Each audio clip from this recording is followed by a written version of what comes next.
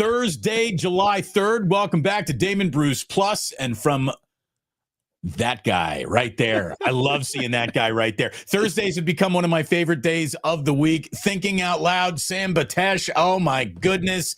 When not with Andrew Siciliano, he's right here on a Thursday. Good to see you, pal. It is so exciting. And Damon, I got to tell you, we find such amazing, incredible things to talk about. I mean, first of all, outside of sports, we have an endless amount of things to choose. But sports gives us gifts, even when you think it's not happening because it's the middle of the summer. You and I have a way of digging into things and finding what matters and getting fired up when usually it's the time of the year when everyone's just calm. Like, this is the chill time of the year, right? Everyone's supposed to just calm. Football's not here. But no, you and I find a way to get in there. I love it. These are two guys who have done an awful lot of dead period radio in their lives. So a lot of people go running away from the month of July. Not Tammy and I. We go running right into it, and it is great to have everyone here. Hit like and subscribe across both channels, if you would, please. As always, brought to you by Ike's Sandwiches. And let me just tell you right now, if you are an Ike's Rewards member, you're already sitting in beautiful position because he's put $4 into your account today to spend at Ike's. I don't know what you're doing for the 4th of July, but a nice Sando going down on the 4th of July. You know, you're going to be out and about. Get 2 Sandos at lunch, put 1 in the fridge for dinner. You're going to be happy that you did it.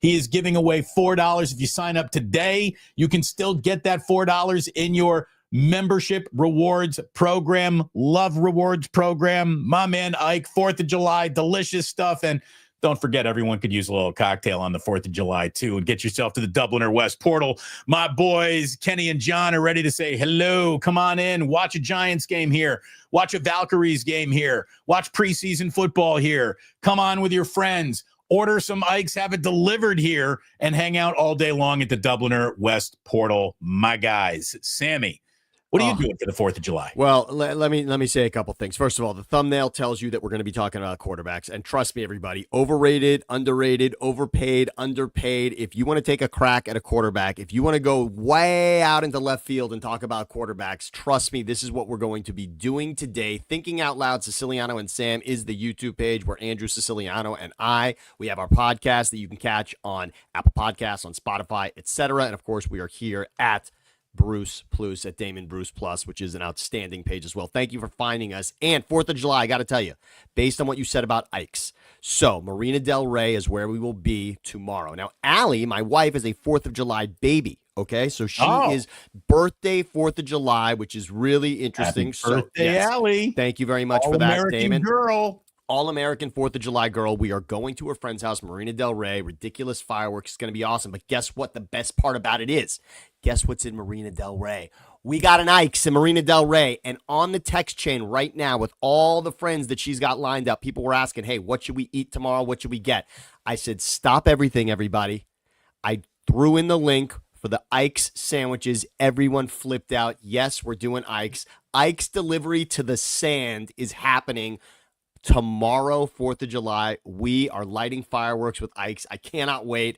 I'll post a photo. I'll hit you. I'll hit Ike's. But definitely that Damon Bruce Plus sandwich, that is actually my friend Drew, his son. That's his favorite sandwich. Without even ever knowing that we were doing this, he loved that sandwich, and I'll be crushing that tomorrow. If you like if I can steal from Colin Cowherd, if you like a meat sandwich, it's kind of a sandwich for you. There's no doubt about that. Make sure you've liked and subscribed to both pages, if you would, please. And it is wonderful to have you here as always. And just let's hop into the fact that football is going to be here in less than a month. We are playing preseason football at the end of this month. It's Detroit and somebody's the opener. I forget who the preseason opener is, but it is coming up quickly. Training camp will be open quickly. We will have rookies, then veterans, then mandatory full roster reports all happening in the next 2 or 3 weeks. And as always, your chances to be whatever you think you're going to be in the NFL are directly tied to who's your coach, who's your quarterback. And if I can work in the parlance of our times, man, who's got the vibes? I think it's called the Riz. Somebody asked me, what is the Riz? I had to think about it. I'm like, sounds like it's charisma. Am I right about that? Yes, the Riz. Okay, good. Right. Well, when it comes to quarterbacking vibes, there are guys who are at the very top who it feels like if they showed up today without teammates, if they showed up today without a defense, they still might go ahead and beat you this afternoon. These are the rare, absolute alpha dogs of the modern quarterbacking group that we look around in right now. I've got three that's really obvious. One who is in the conversation could fall out because it's a sophomore year, and then one dude who maybe, and then another who no one would make the argument for him, but I will. I love this. The obvious. Your best vibe quarterbacks, Sammy, easily Burrow, Mahomes, and Allen. I love that. The three of them are sitting far enough up on a pedestal that, even though Mahomes just got beat by Jalen Hurts, Hurts ain't on that pedestal. Not yet. No. I think it's those three guys more than anyone. And only because he's a little bit of a cause celeb. How about Jaden Daniels?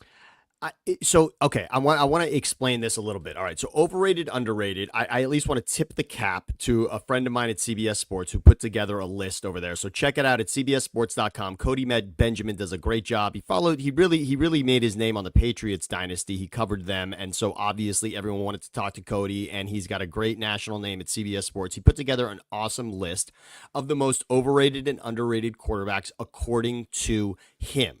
Now, I wanted to look at this with Damon and dissect it and come up with our own list, and that's what we've done. And so here is what Cody had. Cody's got overrated, and this is sort of, I think this is heading into 2025. It's kind of obviously got a nod to 2024, but it's sort of heading into 2025. These are the overrated quarterbacks in the league. He's got Dak at the top of his list for overrated, Tua at number 2, and Kyler at number 3, which is really interesting. But then there's the underrated. I guess we should show that because we're sort of, I think you and I are talking right now underrated. We're talking great vibes. You want an underrated quarterback, not an overrated quarterback, obviously. And the underrated guys, according to Cody, are Super Bowl MVP Jalen Hurts, top of the list.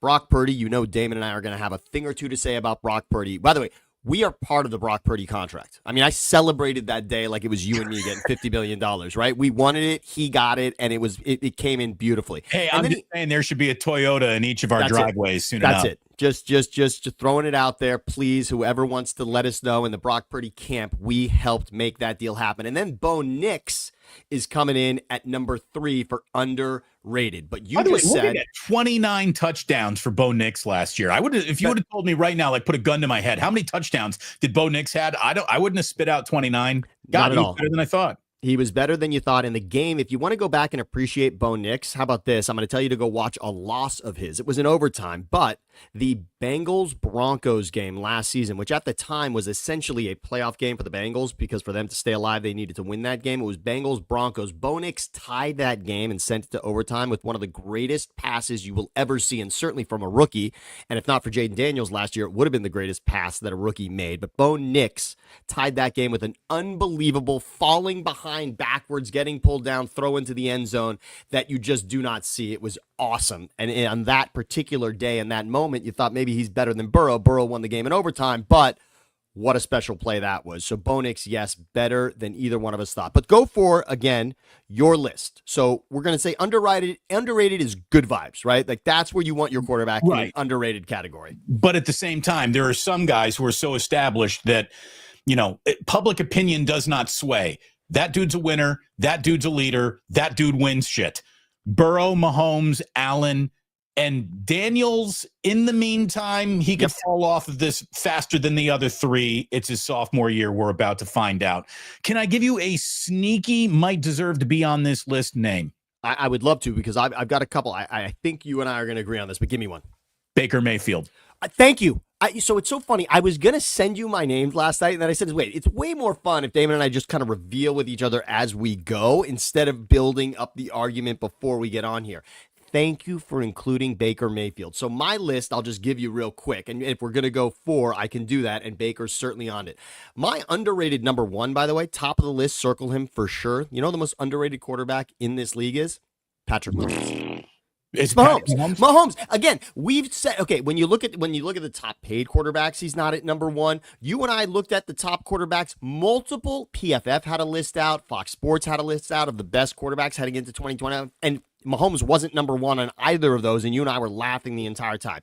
If you really pulled every GM into a dark room by himself and said, who do you want as your quarterback? They would all whisper Patrick Mahomes. Then they would go out in front of a microphone and tell you that the guy they have under contract is the guy that they want. But if you pulled them aside, they would all whisper to you, we want Patrick Mahomes. He is by far the most underrated quarterback because he is the most feared, period. Do you remember Bill Simmons used to do a list? It was called like the untradeable list, and who would you trade for? And LeBron for years was at that. There is no one in the league that you would trade LeBron James for.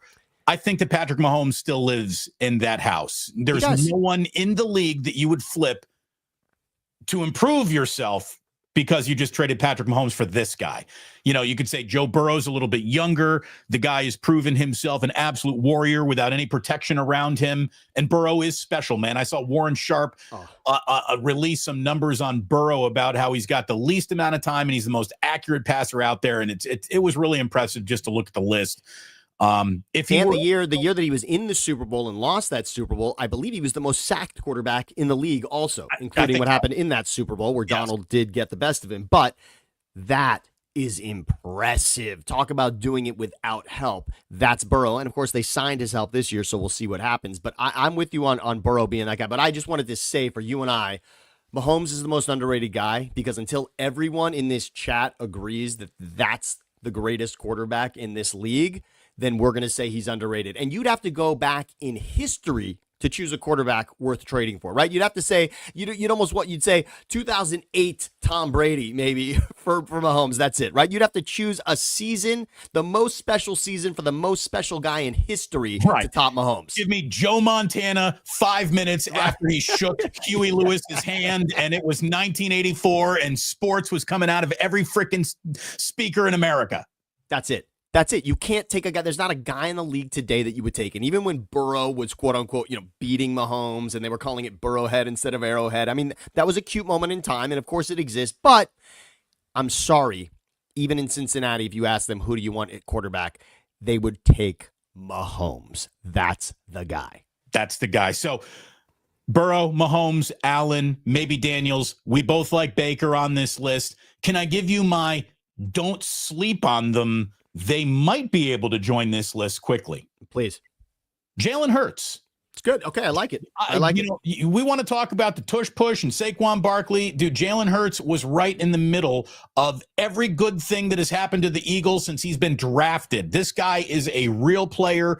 What you might say he lacks in whatever, this guy makes up for in quiet leadership, saying the right thing, doing the right thing. The Eagles march to the drum beat he lays down. You got to have Hurts, your defending Super Bowl champion, on the list.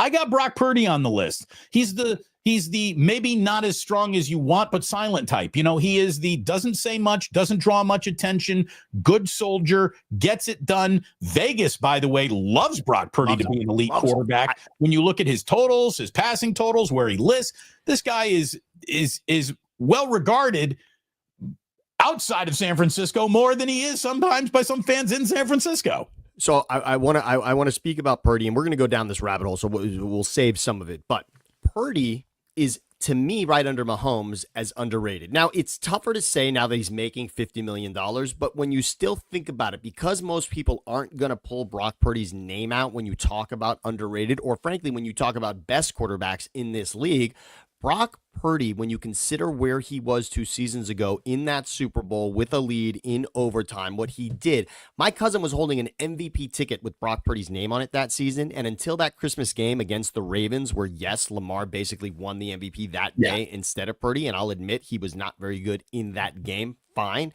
But Purdy, up until that game, was the MVP of the league. He was the MVP of the league, and he is Mr. Irrelevant. If you talk about underrated, I think it's important to go back to the draft, because really, what does underrated mean? That means that people have been doubting you. Brock Purdy was the last pick of the draft. He nearly was Mr. Irrelevant quarterback of a Super Bowl champion.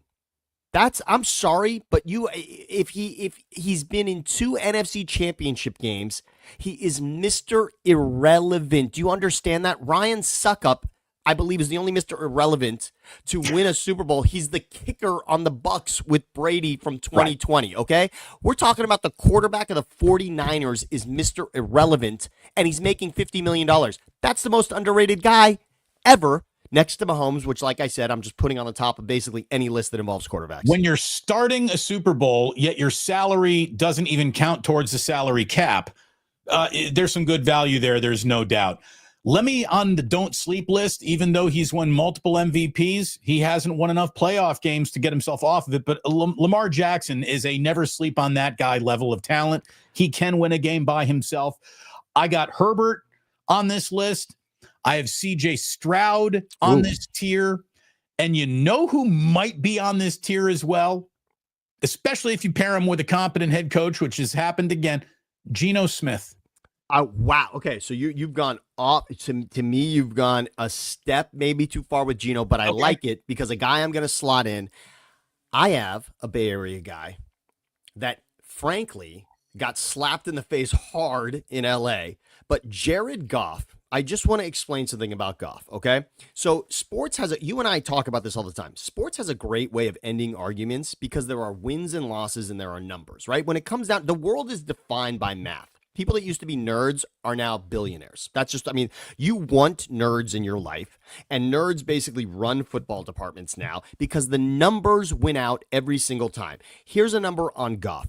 Goff gets traded after taking the Rams to a Super Bowl that they lost to the Patriots. He gets traded for Stafford. Stafford comes in that season and wins the Super Bowl, right? So theoretically, Stafford does something Goff cannot. And of course, delivering a championship is the end of any argument. Let me repeat that. Don't give me COVID champion. Don't give me any caveats to a championship. A championship is so fucking hard and involves so many things outside of your control. It's unbelievable. If you win one, that's it. That's the end of the argument. That was the right move by the Rams, and that's the end of the argument, of course. But I want to remind everyone, yes, Stafford did something that Goff did not do for the Rams. He won that Super Bowl. Goff had lost it. Do you know what Matt Stafford never did with the Lions? He never won a fucking playoff game. Not one. And Goff had this team with the lead in the NFC Championship in San Francisco, and then, of course, has followed it up with playoff wins outside of that. Jared Goff is... You have one ass cheek and 3 toes. I will beat your ass. Dan Campbell, thank you. But it's Campbell and Goff, and we'll find out how much Ben Johnson had to do with that, but it's Campbell and Goff that have redefined what this organization is. Matthew Stafford was always the little engine that could, Matthew Stafford deserves some MVP attention in Detroit because if you really look at the numbers, he's won. No one gave a shit because they didn't win enough games. It never mattered. It did not matter. Detroit was always great. Look at Calvin Johnson, what he's doing. Great. Look at what Stafford's doing. It didn't matter. When it really came down to it, they could never beat Rodgers. They could never beat Green Bay consistently. That team was fairly, in the NFC pantheon, irrelevant. And with Goff, they are, look at Las Vegas, an NFC contender to represent that conference in the Super Bowl. So Jared Goff has also done something that Stafford could not do in Detroit. I also have Goff right after Geno. Nice. I really do. He's on that it's easy to talk about football for a long time and not even bring him up, but he's pretty damn good. He's out there. There is absolutely no doubt that if given the opportunity to join the don't sleep on it list, Shedeur Sanders would love to find himself on this list. If he can get his foot off the gas pedal and get to work and come in and start playing and actually playing well for the Browns somewhere around, I don't know, week 5, week 6, however long they let, there's going to be Flacco is going to be the sacrificial lamb there for a little while. Someone asked me the other day, what's the quarterback room in Cleveland? Who is it? They just kind of forgot. And it rolled off my tongue because it is so relevant, but it is interesting. Remember, the Browns are looking at Kenny Pickett. They traded from the Eagles. They got him instead of Dorian Thompson Robinson now. So you got Kenny Pickett, you got Flacco, they drafted Dylan Gabriel, and of course they drafted Shedeur Sanders. I mean, that is a fascinating room right now, and I don't think there's really nothing that has separated any of it right now. I don't think Kenny Pickett plays a snap. I don't think Gabriel plays a snap. I think it's going to go Flacco to Shedeur. Amazing. Well, by the way, so we talked about underrated and we can still dissect, but I want to talk about overrated because you just said the name. Since we're talking about draft and how that can affect what we think about underrated or overrated, was there 2 months ago a more overrated quarterback when you look at where he was projected to be drafted and where he was drafted than Shedeur Sanders? Shedeur Sanders might be the most overrated quarterback that we ever have seen. And I'm just talking about what the rating was and what ended up happening. Think about it. He was rated as a first rounder and was drafted in the 5th round by a team that took another quarterback in that draft ahead of him. That is wildly and easily the most overrated quarterback we've ever seen coming out of a draft. This isn't Brady Quinn and Aaron Rodgers showing shots of him through day one or through the beginning of day one to then be drafted at the end of day one. Oh, he slipped to 18th. How embarrassing. This is a quarterback who got crank called between supposed to be drafted on one day, crank called the second day, and drafted the third day. It is easily the most overrated that a quarterback has been. Now, this is no knock on Shedeur Sanders. I'm just talking about what the word overrated means. Am I right, Damon? Have we ever seen, has the industry ever been more incorrect? You and I have done this a long time. Mock drafts are never wildly irresponsible when it comes to quarterback like this. Missed that guy by 6 rounds. It's never happened. It's never happened like that. That was unbelievable. We will never. I just want everyone to appreciate how incredible that story was. And if anything comes from Shedeur Sanders, remember he has overcome that, because that is a kick in the nuts that none of us can understand. To sit through 2 days of that, it might be the single best thing that could have possibly happened to him. I've heard some pretty positive stories about, other than him driving to or from practice where he needs to slow down. Well, he's trying to get there on time, right? I mean, hey, punctuality matters. But look, I think he's going to be a decent player. I really do. I'm not ready to just totally write him off. We'll see. He's probably, again, as a rookie we're not going to see to the middle of the year. He doesn't even belong on this list right now. But again, you can't have the word vibe without talking about his being on or off. There's no doubt about it. Let's go to worst vibes, and then we'll go to no vibes. Okay, I like it. Give it to me. The worst vibes, I think it's Aaron Rodgers. I think Aaron Rodgers starts and ends the list almost with the worst vibes around a quarterback. There's always something that feels like it's about to pop off with him. An awful lot of offense. I don't know if it's going to be part of it. I can't pick the week, but I do know that he will stab a knife in Mike Tomlinson the very first chance he thinks it's going to benefit him to do it. I don't trust him. I think that a lot of people feel this way. I think his teammates feel this way. I don't know, man. Aaron Rodgers is his own worst enemy more than he is his own best friend, and I am fading him having one last great year more than I was fading Brett Favre at the end of it, to be honest with you. Well, and maybe you bring up Favre, and that's really what it's going to take. I want us to try to go back in our minds to remember what you thought about Brett Favre coming out of the Jets campaign. All right, his career was done. Favre retired, then unretired to become a Jet. Okay, so it was ending nicely as a lifetime Packer, and that was all. He then unretires, and Rodgers says, "Wait a second, I thought this was my job." And then the Packers get rid of him essentially to appease Rodgers so that he can take the reins from Favre. Favre goes to New York and does nothing but send photos of himself. And that's the only thing that we have of his chapter in New York. It was ugly. Nice pass. Nice pass. Then he goes to Minnesota, and we're not necessarily thinking that's going to be something incredible. And he takes them to the NFC Championship with one of the greatest radio calls of all time when the Saints do beat the Vikings in that game to go on to the Super Bowl. This ain't Detroit, man. This is the Super Bowl. But Favre was unbelievable. You'd have to really tell yourself that that's possible with Rodgers now, and you're saying there's nothing on the vibes that tell us right now that Rodgers is poised for that kind of a season in Pittsburgh. I can't wait till he and DK Metcalf are grabbing each other by the face mask and yelling at each other and not hugging each other on the sideline like it. I bet it goes wrong. I'm betting against it more than I'm betting on it. That's for sure.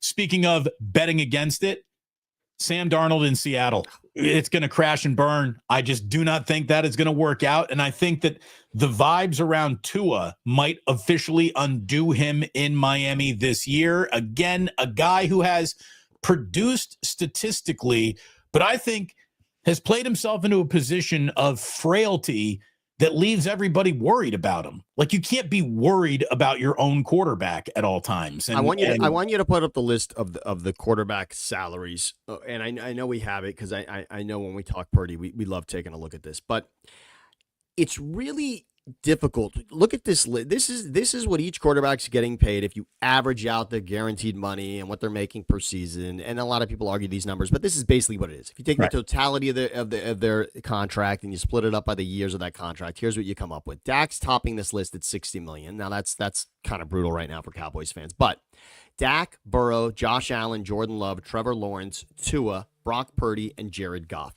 By far, the name that jumps out on this list is Tua at $53 million. You could argue Trevor Lawrence, nobody's really excited about right now, but Tua, if you're talking about insuring the money next to that name, what's the hardest guy to insure on this list without question? What insurance company is taking a $50 million hit for Tua playing 17 games this season? None. Nobody. There is not an insurance company in the world that wants $53 million for whether or not Tua plays 17 games. We cannot have confidence around Tua. I'm sorry, that doesn't make us bad people. That just makes us informed. You cannot take what Tua has done in this league to this point and say that he will live up to $53 million this season. That would be the worst bet that you could make. I'm sorry, that check is the hardest to write on that list. It's just obvious. It's staring at you. It's really, really wildly over what we think we're going to get out of Tua this season. Even though we haven't brought up the name Jordan Love, it's still a million times more digestible than that number for Tua. There's no doubt. On the no vibes list, none at all. Just whatever you thought you were going to be, you ain't. You're good enough to keep the job, but are you? You're probably not going to be replaced immediately. But Trevor Lawrence is on this list. I'm sorry, Trevor Lawrence has been a huge scoop of not impressive. If being the number one overall pick in the draft, and you play like this, you are now overrated for sure. How about Russell Wilson, Anthony Richardson, who might get Daniel Jones in Indianapolis, for goodness sakes. And I'm going to put Kirk Cousins on this list. Kirk Cousins makes a ton of money and has already been Michael Penixed and could be your quarterback if you want to trade for that salary. If you wanted, and Pittsburgh didn't, and there you go. So he's already been passed over by Aaron Rodgers. Kirk Cousins is an interesting one because if we made this list overpaid, underpaid, I think Cousins would have to top it because he's the only guy that's truly not even taking number one snaps right now in training camp. So that's a rough number right there to be hitting. But the guy that I want to circle that you just mentioned, because we glossed over it and people don't know enough about this and don't think enough about this, but I want them to. When I thought overrated, the Shador thing stuck out with the draft. But the next guy for sure with me, and again because of the draft and where he was drafted and what we've gotten out of him, Anthony Richardson is costing Shane Steichen his job. That will happen. Indianapolis has a very good coach, a very good system, an outstanding running back, receivers that a lot of teams would like to have, and a defense that frankly plays over its head as well. This team keeps tripping over its third leg because of Anthony Richardson. This guy, you think this guy is going to be. Do you remember Ricky Dudley with the Raiders, Damon? Oh, yeah. Okay. Ricky Dudley. Remember the quote on Dudley? Looks like Tarzan, plays like Jane, which is obviously too sexist. We can't say that anymore. But the idea was, looks like a stud and plays like a dud, right? Ricky Dudley was the statue of David chiseled. If you could make a tight end in a laboratory, it would have been Ricky Dudley, and yet he could never break out. And that was at the height of Tony Gonzalez destroying the Raiders every time they played the Chiefs. And Dudley couldn't get out of his own way at that position, right? So Anthony Richardson is that. This team thinks they have Lamar Jackson. That's what they thought when they drafted him. And it is such a shadow. Anthony Richardson is essentially the skin that a lizard sheds, and Lamar Jackson is actually the lizard. Anthony Richardson is the skin they leave behind, okay? And Lamar Jackson is actually the lizard that walks forward. He is simply what you want to be. He's like the memory of Lamar Jackson. You can't be a threaten you with your legs quarterback and often hurt at the same time. You can't live in that space. You cannot. I think his whole career is going to be defined by this. Week 1 of this past season, Anthony Richardson throws an unbelievable pass from his own end, maybe from his own 20-yard line. And he throws it about 3 yards past. I don't think it was Adonai, Baruch atah Adonai Mitchell. I can't remember which receiver it was. Right, exactly. Sam, I need you to go on this rant without me. I got to take a quick leak. I'm so sorry. I'm going to remove myself. I'll be right back. Sammy, Anthony Richardson, go. Anthony Richardson overthrows his receiver by at least 5 yards. Now, in the moment, because it's week 1, everyone says to themselves, look at the talent that Anthony Richardson has in his arm to make that pass. And it's true. None of us could go on an empty field and make that pass. But the idea that he is missing his receiver in that moment by those 3 yards, that's the difference between being a Pro Bowler, a playoff contender, a champion, a Hall of Famer. That's the difference between being obsolete and irrelevant and being a spectacular leader. Then on top of it, weeks later, Anthony Richardson pulls himself off the field during a game-tying drive. How in the world can your quarterback walk off the field and then just says in the press conference afterwards, I was just tired, I had to catch my breath? How does that happen at that position in that moment in time? It's inexcusable. If Daniel Jones beats out Anthony Richardson, and I'm not even talking about throughout the season wins more games, I'm talking about if week 1 Daniel Jones is playing quarterback for the Colts, this is the most miserable experiment we have seen recently at quarterback play from a very competent franchise. Anthony Richardson is the greatest mistake the Colts have made. This is a team and a franchise that drafted Peyton Manning and Andrew Luck. This is a franchise that understands what getting the right quarterback can mean. They took Anthony Richardson, and I'm not saying at the time we weren't all nodding our heads in agreement with that because he looked every bit of Lamar Jackson, but he, in many ways, couldn't be more different. It's such a shame that he looks the part and is so far from being the part, and that is why they keep throwing him on the field, but it doesn't happen again and again and again. By the way, I think Joseph Ehrenberg kind of nailed it here. He's the Colts Trey Lance. Thank you. That's not bad, Joseph. Not bad at all. Like and subscribe, our good friends. The sip of the day. I took too many sips of the day. I took an entire carafe of the day. Look at you, dude.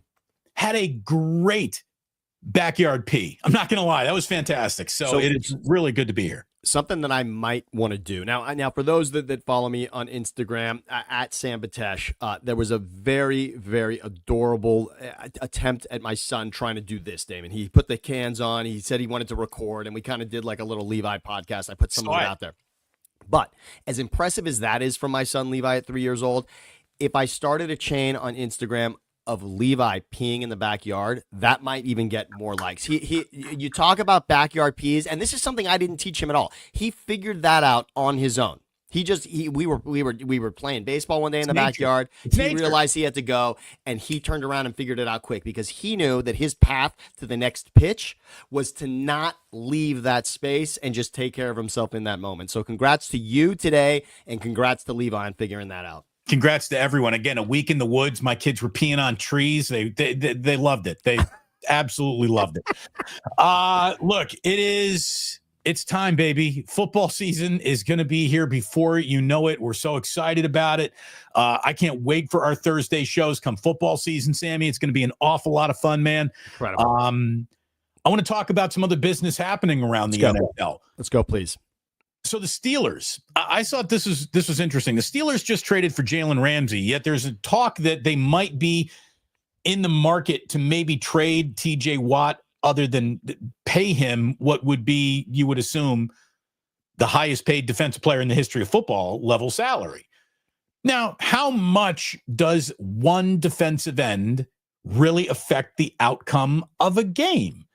1.5 sacks. Hey, you'll take 1.5 sacks from anybody, all you can get all day long. You go to the Hall of Fame if you get 1.5 sacks in your career. It's a big number. But do the Pittsburgh Steelers, who I feel are about to go through, let's just call it the fork in the road is here. They've chosen to deny with Aaron Rodgers that they're still on the path of we're about to do something. I think that they're at the end of a lot of things. And Mike Tomlin's era might be one of those things. Well, the era, let's talk about what the era is, first of all. Let's just define the era for Mike Tomlin. What everyone will have on the epitaph for Mike Tomlin will be not a losing season, right? I mean, Mike Tomlin figured out a way to be 8-8, 9-8, no matter what, right? He did not fall under that line. That is a mighty impressive thing. When you look at Andy Reid has had losing seasons. Bill Belichick has had losing seasons. Mike Tomlin never had one. That's mighty impressive. So that's the line. That's the bar. That's the era. Please continue, Damon. TJ Watt, for a guy who doesn't play a position that you think goes on to whether or not do you directly do it through this guy? Are you winning? How about this? I saw the Steelers have missed TJ Watt for 11 games in his career. They're 1-10 in the 11 games that he has not played. I think you can sell defense as a priority better in some cities than other. Chicago is one of them. Pittsburgh might be the other. Baltimore. And it's just that steel curtain defense. How could the Steelers even think of doing anything other than paying TJ Watt? I think it's insane. What are you, the Bengals messing around with Hendrickson? Like, what are you doing? Now the Bengals, it's interesting. Maybe they spent too much money on T. Higgins. I won't say Jamar Chase and T. Higgins because Jamar Chase is 1,000% worth the money. T. Higgins as a second, maybe not, and we would find out if he was going to be the one somewhere else. But he'll continue to benefit from the fact that he's got Jamar on the other side. But in regards to defensive players, I just want to remind everybody this, though. When you look at the most heavily paid players that are not quarterbacks, and you see this number a lot, right? Non-QB, top salaries, non-QB, right? A lot of that right now is you're talking about Myles Garrett, you're talking about Max Crosby, and certainly TJ Watt is going to be on that once the new contract happens for him. When I talk about those first two names, Myles Garrett, though, and Max Crosby, are they tied to a lot of playoff wins? Not exactly. And by the way, TJ Watt, how many playoff games have the Steelers won with TJ Watt? 0. Now, I don't really want to tie that. I don't want to anchor that to those guys because we all know win-loss goes to the quarterback and it's not about the defensive player. But when you look at one singular defensive player, sometimes you have to spread that love. And it's not easy because you're dealing with a Hall of Fame defensive level player in TJ Watt. But the Eagles just won the Super Bowl. And afterwards, the guys that you heard about on the defensive line most in that game against Mahomes, all are gone. Milton Williams, Josh Sweat, those guys are gone. Those guys played spectacularly in the Super Bowl. Those were the guys that annihilated Patrick Mahomes and the Chiefs' offensive line in that game. They were gone days later. So sometimes you have to be smart enough to understand that putting all that money into one guy might not be worth it. But as you said, how in the world could the city of Pittsburgh say goodbye to Watt? It's essentially Bosa with the Niners. There are certain things that are immovable. Why are you flipping Minka for Jalen Ramsey, another not inexpensive player, to then say goodbye to TJ Watt? It just does not make sense to me. And it's at the time of the year where smart teams gets players signed. I mean, there's no more room for acrimony in any negotiations. Training camp is going to be underway in a week or two. So I'm surprised that Pittsburgh is actually letting this twist in the wind.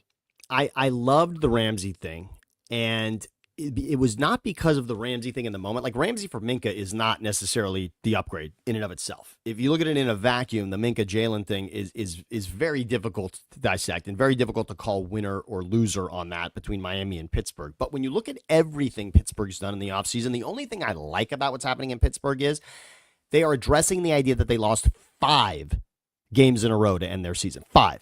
This is a team that beats the Ravens, and all of a sudden their Super Bowl odds skyrocket, right? This is a team that all of a sudden everyone says, oh, wow, Tomlin could do it again. He could put this thing together with paper clips and make it happen and fool us all and find a way to beat the Chiefs 16-15 in a playoff game, and maybe they'll wind up in the Super Bowl, right? Everyone's thinking that when they beat the Ravens. By the time they played the Ravens the second time around, it's their 4th loss in a row to then play the Ravens in the wild card round and lose their 5th game in a row. And that's the end of their season. They fell off a cliff, but when you look at what they look like on paper, 2024 to 2025, they made a lot of moves. You talk about Rodgers, DK Metcalf, Jonnu Smith, Jalen Ramsey, Darius Slay. This team looks so much different, Jalen Ramsey, than they did the year before. And as a fan of that team, you have to at least like when your team doesn't say, all right, hey, we made the playoffs, let's roll it out there again. No, this team's saying we weren't good enough. We didn't get to where we wanted to because we didn't just want to make the playoffs. We wanted to win a playoff game, if not more. And that didn't happen. And since Ben has left, it hasn't happened. So Russell Wilson gone, Aaron Rodgers in, Minka out, Jalen in. Is it enough? I don't know that those pieces are necessarily better. When I talk about each of the players I just mentioned, are they better than the pieces that were there before? I'm not positive. They are different, and I at least appreciate that Pittsburgh, who's not overly aggressive in regards to shaking up their pieces, at least did that. Obviously, Watt would be another conversation, but so far, I like that they've been aggressive. I do too. I mean, there's no reason to not be, which brings me back to TJ Watt. What are you doing? What are you doing there? Yes. By the way, thank you, Tommy Huxley, Damon, the goat of goats. Look, I don't need to be a goat. I'm happy to be a farm dog. Who's happier than the farm dog? That's all I want to be. But happy 4th of July to you and yours too, and make sure everyone comes back with the same amount of fingers as you have right now when we're back doing this again on Monday. You don't want to go Jason Paul Pierre. You don't Jason Pierre Paul yourself. And by the way, for those that haven't, if you want to, there was an interview that Jay Glazer did with Jason Pierre Paul years ago, and it was the first really that he spoke about the incident. If you go back and look at that, and maybe by the end of the show I'll get it and we can show it, but he shows his hand to Glazer. It is the greatest. It is the greatest commercial for be careful around fireworks that you've ever seen. If you ever want to just show somebody what Jason Pierre Paul's hand looked like before and after that incident, the fact that he won a Super Bowl after that moment is one of the greatest accomplishments of all time. This guy blew his fucking hand off on the 4th of July. So watch out. And he kept playing. Yeah. Like, look at it this way. Ronnie Lott famously cut his pinky off to keep going. Yeah. This guy's whole hand was gone, and he kept going. I want to talk about traded players having the most impact where they land. And there's some really interesting names on this list, starting, with Bryce Huff coming to San Francisco.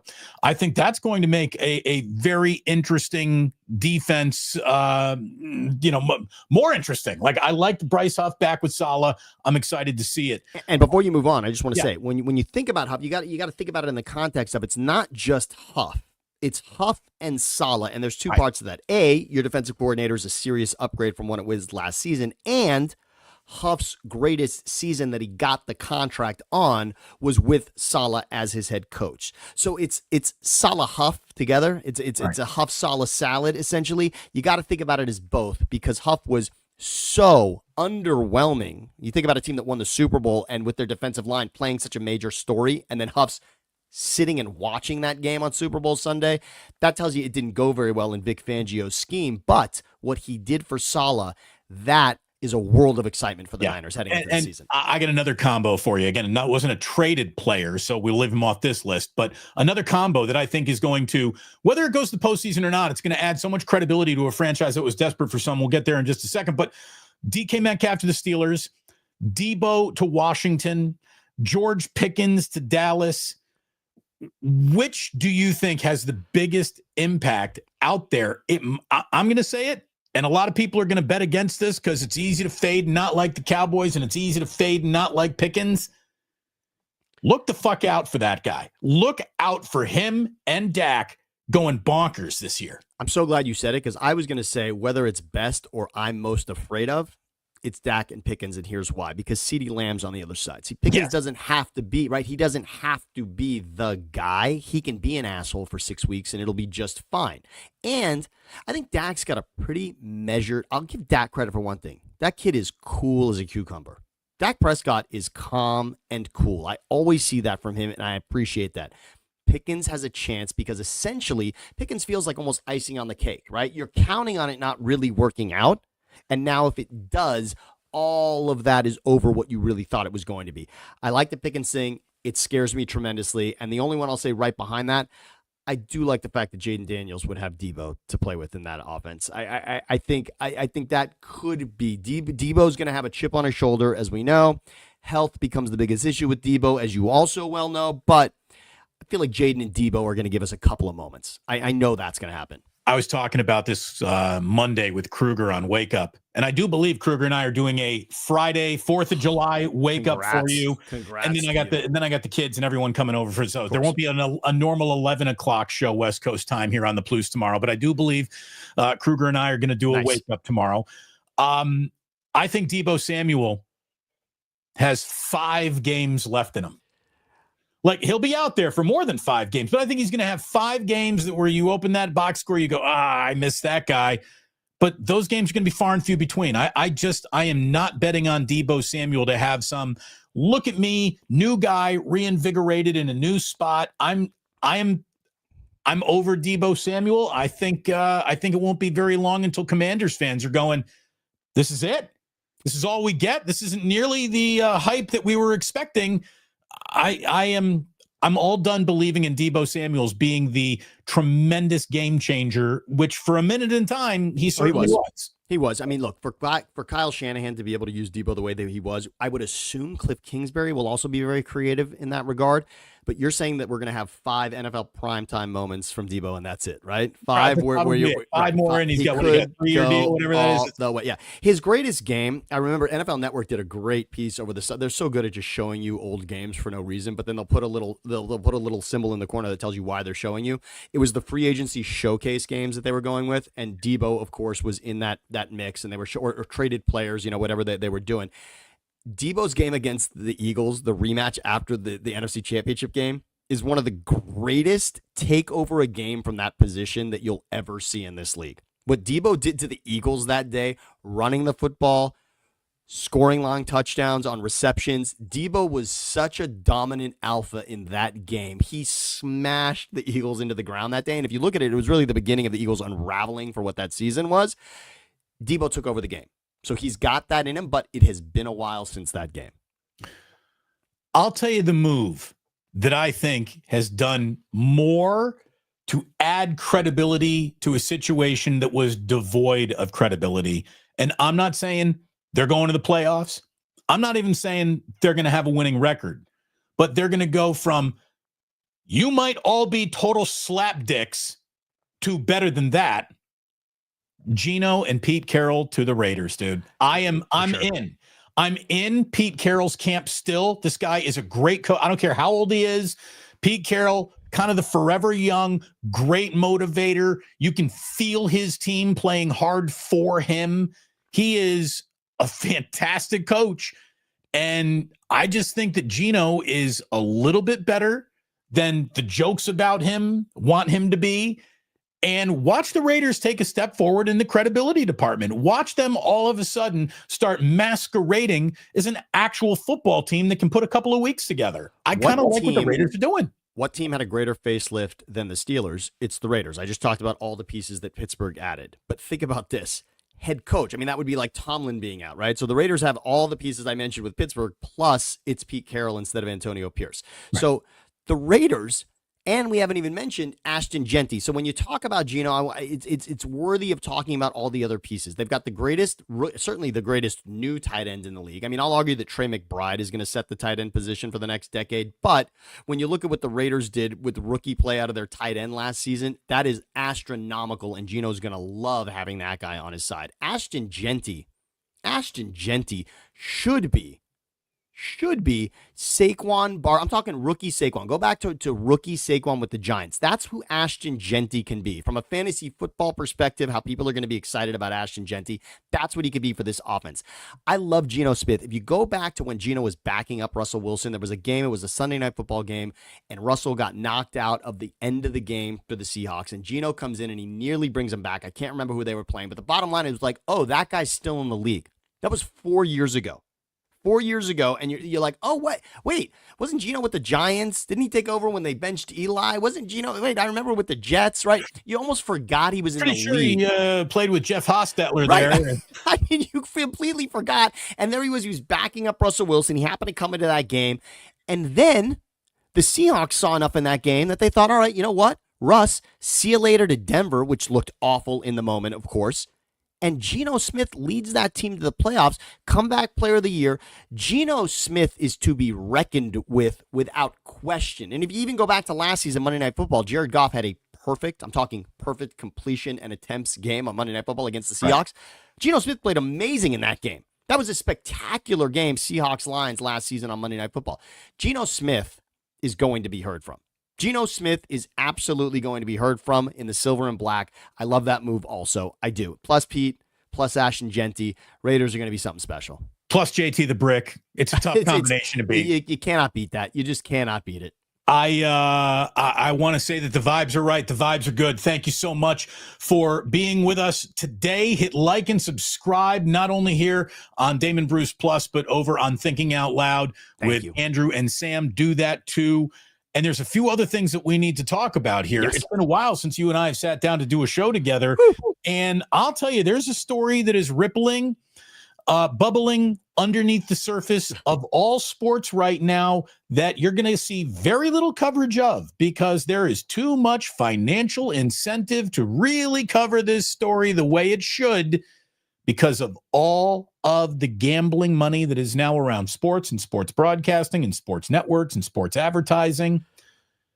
The deal with the devil is starting to reveal itself just a little bit that sports made. Today, an hour or two before Sam and I sat down to start this live stream, I saw Jeff Passan with the story that now the Cleveland Guardians have right-hander Luis Ortiz being investigated by baseball for breaking the league's rules on sports gambling. Now, I've always said it'd be harder to rig a game of baseball than anything else unless you had a pitcher involved. Boom. There we go. Innocent until proven guilty. Don't know anything about it. I have not seen what I would call overwhelming, damning video evidence in the way that I have when it comes to Malik Beasley. Holy shit. Sam, have you seen some of the videos that have been passed around of Malik Beasley? Do you remember when he and Giannis got all sort of in each other's face because Giannis blocked a late three from Beasley, and Beasley got up, didn't want to shake Giannis's hand, and everyone thought it was because Giannis did a little shimmy on him? No, it's because Beasley had the over and he needed that three to go down in order for it to cover. There is times where he has his feet literally planted in concrete to let a blow-by guy go past him in a way that if it happened in a YMCA game, you would ask the guy to get off the court, much less in an NBA game. There is damning video evidence. And what we're learning about Malik Beasley is that major financial issues. This guy struggled to pay back $650,000 in an advance from a company that lent it to him. I even saw Black Sports Online reporting that he owed his barber $60,000 or $30,000 or something like. First of all, good haircut. What do you just, dude? All you're getting is fades. How is that $30,000 worth of fades? I mean, that's. Anyways, we need to talk about some financial responsibility in the hair department there. But Malik Beasley, for a guy who has made $60 million in his career already, is probably certainly not going to come anywhere near a 3-year, $42 million deal that the Pistons were about to maybe give him again. But now this investigation has come to light. He's the third NBA player to be investigated by the Eastern District of New York in the past 18 months. And for a third NBA player, now another baseball player. We've had lifetime baseball suspensions already come down. Sam, there is no coverage of what I will say is a major story happening right now. The deal with the devil is going to implode, explode. I don't know, but man, there's more coming. There's more coming on this, and I don't know who's going to have the guts outside of maybe Pablo Torre to actually cover it. So go watch the 30 for 30 on the Boston College point shaving scheme. So this goes back, I mean, that story's 30 years old at least at this point.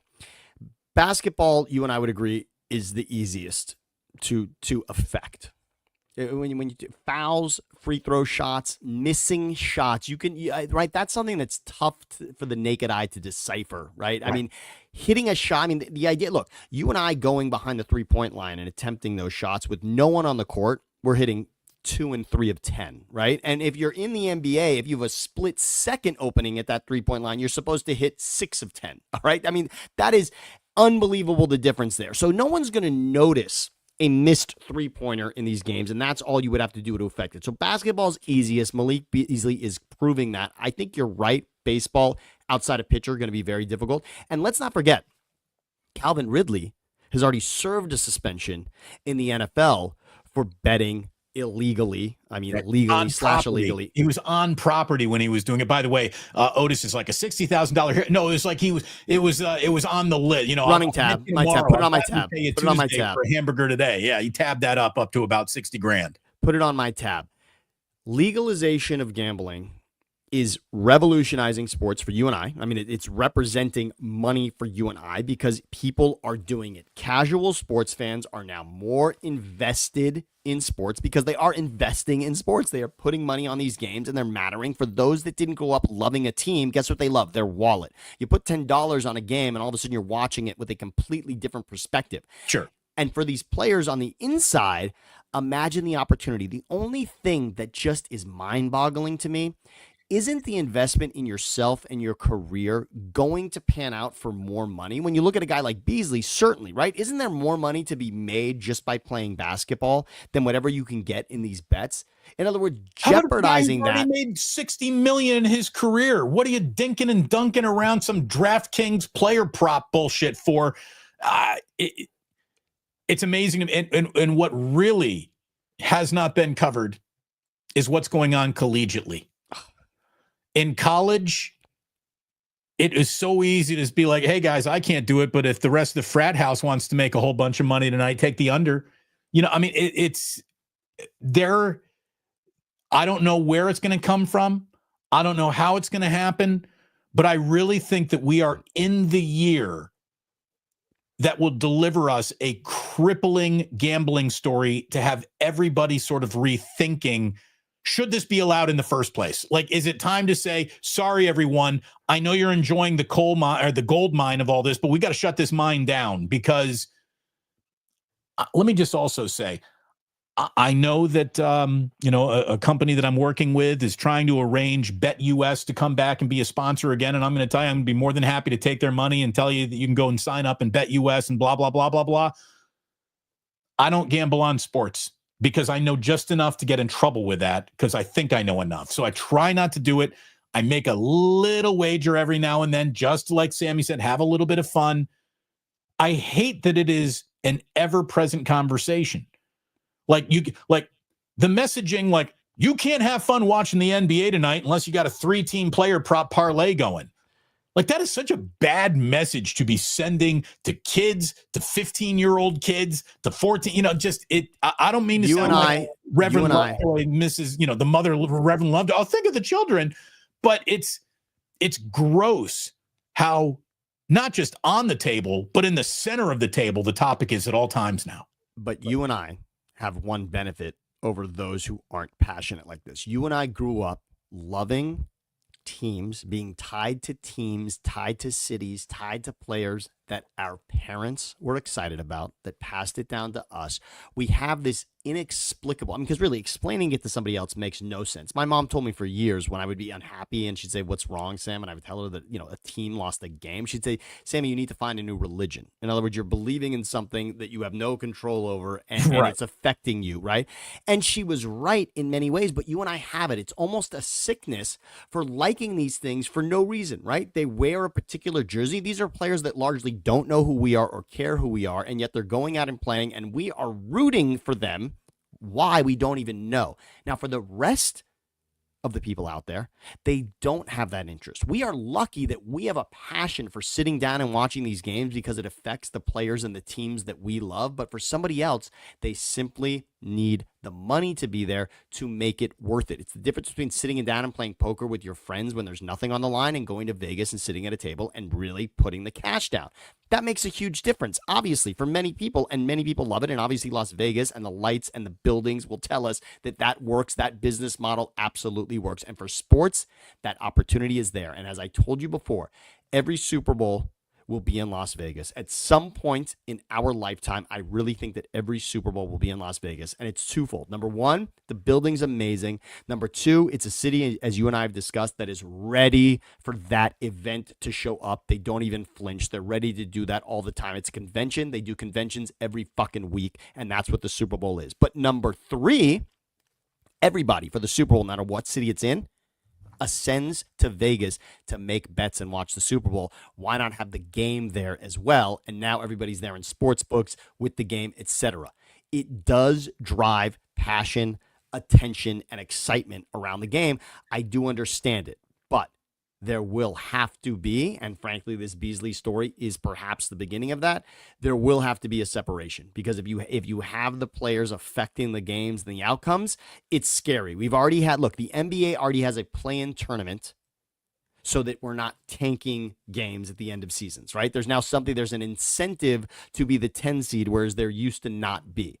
That is already something the league is trying to do. When you talk about tanking, that was only tied to whether or not you were going to get a lottery pick in the draft. The idea that there could be millions of dollars on the line for that, that's a scary proposition.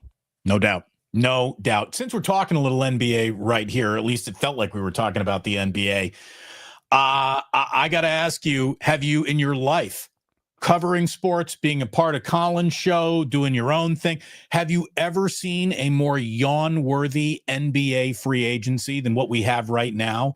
Adam Silver has put so many financial handcuffs on owners that really want to spend with that second apron that it has taken what used to be a great week or two for the NBA and reduced it to, okay, so the biggest stories in the NBA during free agency so far is Kevin Durant to the Rockets. That's significant.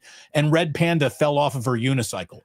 Which was a big story, and thank you for covering that. Story. And thank you for covering that in your social media as well, Damon and Red Panda. We like Caitlin Clark. We hope that she is recovering as well.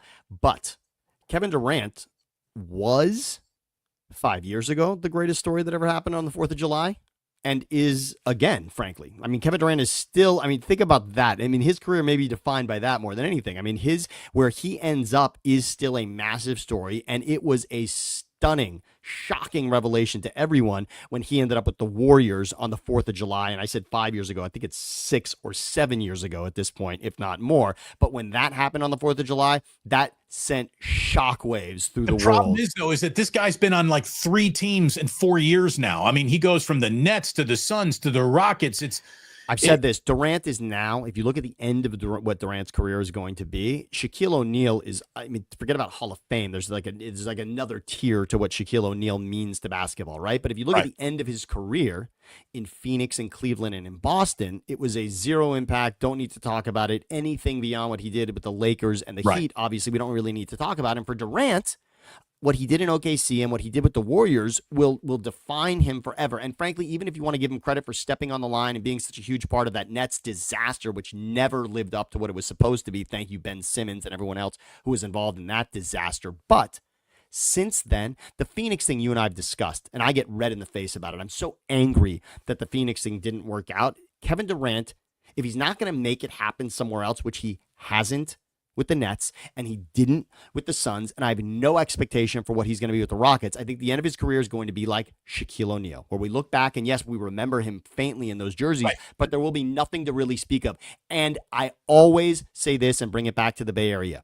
Anytime Kevin Durant has a chance to team up with Steph Curry and chooses not to, it's not only a mistake for his own career, it's really selling you and I short for the opportunity to watch what was clearly the most dominant offense and frankly the most dominant team and the most dominant collection of 2 stars ever, which was Steph and Durant.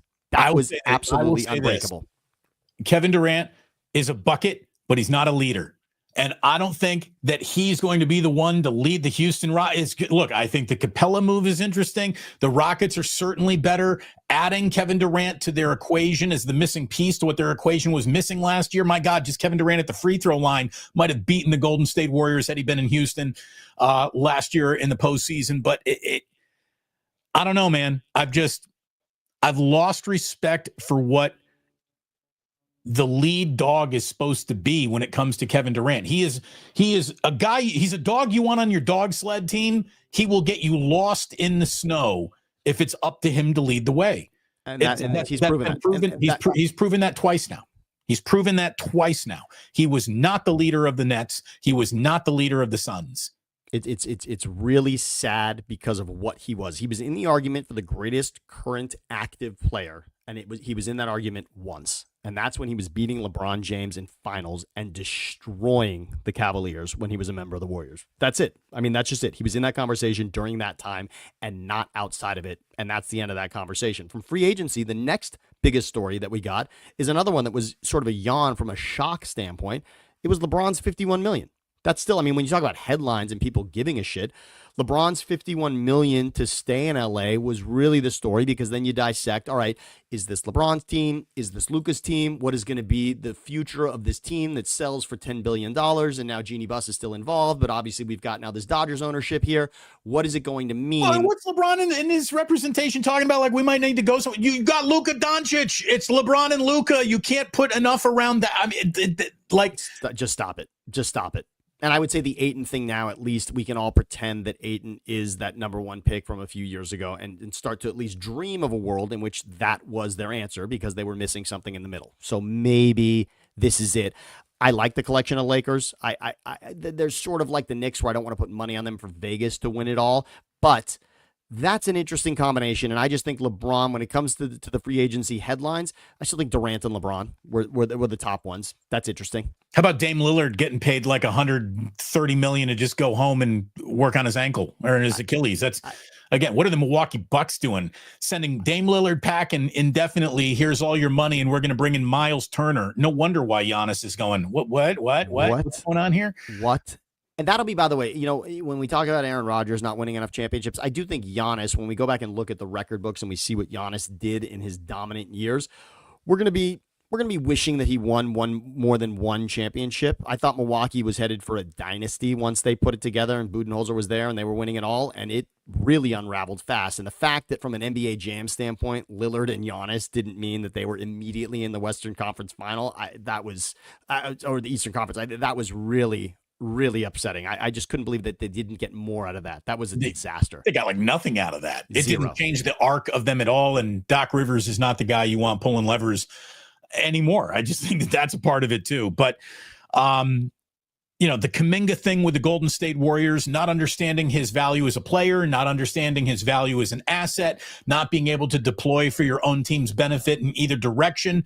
It's amazing how much they have, you know, botched this, or playing the slow game is brilliant. And there's going to be a trade of Kuminga in season to get, you know, that gets them their Giannis. But I'm so sick and tired. You can't even land Al Horford, for goodness sakes, right now. Like, I wonder where we would have been if we were doing this show the day that Rick Barry told everyone to be quiet in the arena because they were upset that Monte Ellis was not going to be re-upping with the Warriors. I mean, there is some part of that somebody is smarter than you and I and the fans, right? I mean, there is that part of it that we know something that you don't, and we're going to bank on Steph and Clay, and that's going to mean more than Monte Ellis. And of course, look at how much it did make a difference. But I think you're right. I mean, Kuminga was starting to define what would be the next chapter. That, right? You needed a transition. You needed a baton in LA. It's LeBron to Luka, and sort of what is it now with Steph, right? Like where's the baton going there? And it felt like perhaps Kuminga was that guy. So wasn't Jordan Poole supposed to be that? Yeah, of course, I mean, yes. Well, again, if you punch him in the face, more young, actually kind of getting it done talent in this league. Just so they can have Brandon Pajemski now. It's and we'll see if Brandon Pajemski really turns the corner and into who he might be, or maybe he's just the biggest Valkyries fan you're going to find. We do not know yet. I want to move it over to baseball for a little bit. Can we hit one more thing on the NBA? Can we we just put a button on? Can we put a button on the Knicks? And this has a Bay Area tie to it as well. Oh, that's right. We got to talk about Mike Brown. But I know that you've got thoughts on Mike Brown, and look, he should be beloved in the Bay Area. I mean, he basically was next to Steve Kerr for all of this greatness. And then remember when Steve Kerr had to step down for a few games. In fact, the most unblemished portion of Mike Brown's head coaching career is the games where he stepped in for Kerr during that season, which again, it was tough. It was tough to screw it up with that collection of players. But Luke Walton treatment. Luke Walton went 24-1 or whatever it was with it. Exactly. So Mike Brown, really his greatest days are taking LeBron to the finals in 2007. And I'm going to give him all the credit for that. That was an unbelievable run with a team with a collection of people around LeBron James, and forget about the fact that they got swept by one of the greatest dynasties in the league and the Spurs in that finals. To beat who was the top dog in the East in the Pistons, if you go back and remember that. And I believe that was the year of the We Believe Warriors, Damon. I believe that was that same season where the Warriors had upset the Mavericks, and then LeBron took down the Pistons to get to the finals in that one. Right. I believe and LeBron was incredible against the Pistons to do it. And he was out there with, let's remember, I mean, that was like Larry Hughes, Boobie Gibson. I believe Verajao, right? There was, I mean, that was not your greatest. I got one for you. I guess who was also on that team? Ira Newble. There you go. And who was the Eric guy that was? Snow. I remember Eric Snow. Who was the guy that was tied up with LeBron's mom, right? There was all that whole story was from that team as Delonte well. West. Delonte, right? Exactly, Delonte West. So that was an interesting collection of players. And yeah, you mentioned Larry Hughes, right? The great former Warrior who was on that team as well. That was a fun collection of guys. But Mike Brown got more out of that in that season. Now the following seasons, he obviously didn't get enough out of that. I believe the Cavs were even a 1 seed for one of those and didn't go to the finals. But Mike Brown was great then. The idea that the Knicks just hired the guy that got fired by the Sacramento Kings, to me, though, is reprehensible when you think about what they had in Tom Thibodeau. Will you please share with everyone right now what the Knicks have been with and without Tom Thibodeau? I want you to look at what we have on the screen right now, and for those listening only, we're talking about the past 25 seasons of Knicks basketball. Now, remember that a Knicks fan is going to tell you that this is the mecca of basketball because of Madison Square Garden and that the Knicks matter because Spike Lee is at the games. But can we remind everyone how fucking irrelevant the Knicks have been in regards to the Eastern Conference and who represents that team, that conference in the NBA Finals? In the first, if you look at the last 20... By the way, I'm sorry, Spike. I think this is Chalamet's team now. Chalamet or Ben Stiller. Yes. I think Spike's been bumped to third. I think you're right about that. The last 25 seasons, Damon.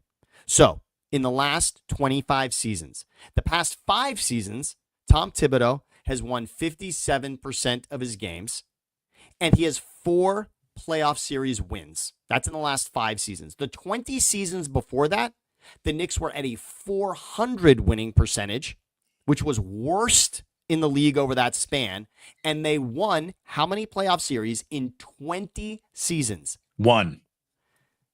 What the fuck just happened here? Tom Thibodeau lost his job after taking these Knicks to the Eastern Conference Finals and losing to, remember, the Pacers, who are in Game 7 of the NBA Finals, and if not for Halliburton's injury in the first quarter, potentially the NBA champion Indiana Pacers. He lost in 6 games to the Pacers in the Eastern Conference Finals, and the Knicks are now convincing everyone that they've swapped Thibodeau for Mike Brown, and that means this Knicks team will be in the NBA Finals next season, because remember, the only way that this is a better move than Thibodeau is if they're in the NBA Finals. Eastern Conference Finals with Thibodeau, slot Thibodeau out, Mike Brown is in. Are you better than that or are you not? That's how we define. It's not about whether or not people in the building get along better. None of the fans give a shit about that.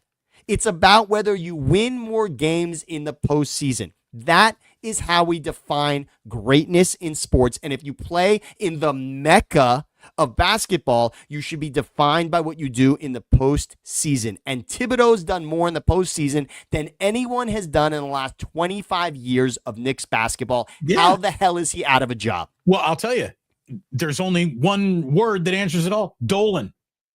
Jimmy Dolan came back into the room, saw that everyone was interested in his shiny Knicks toy again.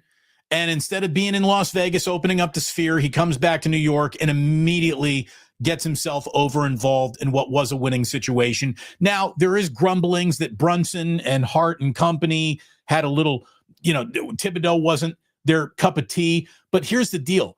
The Knicks had one advantage, and that was they were the team that was going to lead their 5 starters in this game longer than anybody. And you could say Thibodeau was irresponsible doing that. I would also say that was the Knicks' greatest strength. And there was a toughness to them that I don't know if we'll just, roll over to Mike Brown. Now, let me say this about Mike Brown. He will maximize the talent on the roster. I think he will do that. I do think he will keep guys fresher to try to reach the promised land when the postseason actually materializes. I do know that he's going to get along with everyone. And like you said, it really doesn't matter. But in New York, there's so much toxicity ready to be unleashed around the Knicks. At any moment in time, having a guy who can keep a locker room bouncy and keep the press at bay is important. I'm not betting against Mike Brown, but I wouldn't bet on him either. I'm not even betting against Mike Brown. I'm betting against the idea that the Eastern Conference Finals is not enough. That's what I'm actually just betting about what Knicks fans and what this Knicks organization thinks they deserve. They deserve to be in the NBA Finals. Why? Everyone would say that if Jason Tatum is healthy, that goes differently, right? And everyone would say heading into a season where the Celtics are healthy is a completely different Eastern Conference. Does anyone think that going into next season, the Knicks are the favorite to go to the NBA Finals? The favorite. No. Are they the favorite? Are the Knicks they're just not. And again, I remind everybody, the Sixers had the plan, trust the process. Joel Embiid, Ben Simmons, Tobias Harris, Jimmy Butler, Doc Rivers. They've had it all. They've tried it all. Nick Nurse, etc. The Sixers with Embiid, the former MVP, went to the Eastern Conference Finals. Never. It never happened because getting to the Eastern Conference Finals is difficult. This is difficult. The NBA playoffs are hard. They made it even harder now. You got to be a play-in to get into the playoff, and then you got to win a round, and then you got to win another round, and then you got to win another fucking round. It's hard to do. Don't take these things for granted. The Sixers never sniffed the Eastern Conference Final other than Kawhi bounce, and in against that team in Game 7. That's the closest they got to the Eastern Conference Finals, and the Knicks just did it. And they fired their coach, and Mike Brown now has the expectation of taking this team to the NBA Finals. And to that, I say good luck to a guy who otherwise would have been judged by the futility of those 20 seasons where they had only won one playoff series. And I would have said, yes, Mike Brown's going to win more than one playoff series. But now he's got to win more than 4 to be better than Thibodeau. By the way, Postman and Capitola, always good to see you, Postman. Yes. If Kuminga signs a qualifying offer, he can't be traded.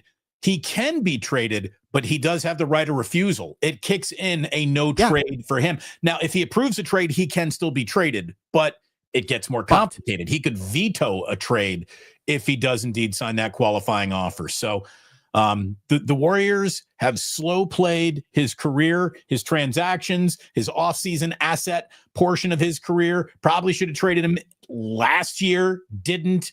And now they might be in a situation where he signs that qualifying offer, kind of has a, hangdog year for the Warriors, and then just bounces. He's already told the Warriors, I would rather be the leading scorer on a shit team than a helping hand on this one. Anyway, he's basically said that. So, which, by the way, is the wrong mentality for any player, really. I mean, that's not what the fans want to hear, that you're ready to contribute to a championship, that you'll do whatever it takes. The reason we loved the reason we loved Durant and Curry together is that both guys had to say, essentially, we're better together than we are as a single part of this. And that's the beauty of sports, is when tremendous players come together, which I know we're going to get to when we talk baseball here, because sometimes it takes 3 MVPs coming together on the same team to win a championship. That's what it takes sometimes, because by themselves, winning an MVP somewhere else may not be enough. Of the 5 best players in the National League, 3 might be Los Angeles Dodgers. It is kind of insane. Is that fucking incredible? Let's start with the fact that history was officially made last night, and there's no denying what Clayton Kershaw has done. He's joined the 3,000 strikeout club. Walter Johnson of the Senators, Bob Gibson of the Cardinals, and Clayton Kershaw of the Dodgers are the only 3 guys to have ever done it with one franchise. Kershaw, just the 4th lefty ever to join the club of now 20 pitchers that have struck out 3,000. He joins Randy Johnson, Steve Carlton, and CC Sabathia. But he did it last night. Obviously, Dodger Stadium went nuts at the end of that game when Freddie Freeman sent everybody home happy and a winner. Max Muncy, though, got his knee blown up at 3rd. I would say that that's a big deal, but it isn't for the Dodgers because they still have 3 MVPs in their lineup, including Shohei Ohtani, who's pretty much, you can give him the MVP right now in the National League. Just go ahead and give it to him. I don't care what happens in the second half. It's pretty much already his. This guy is unfreaking believable. And by the way, he turns 31 in 2 days. His birthday is the 5th of July.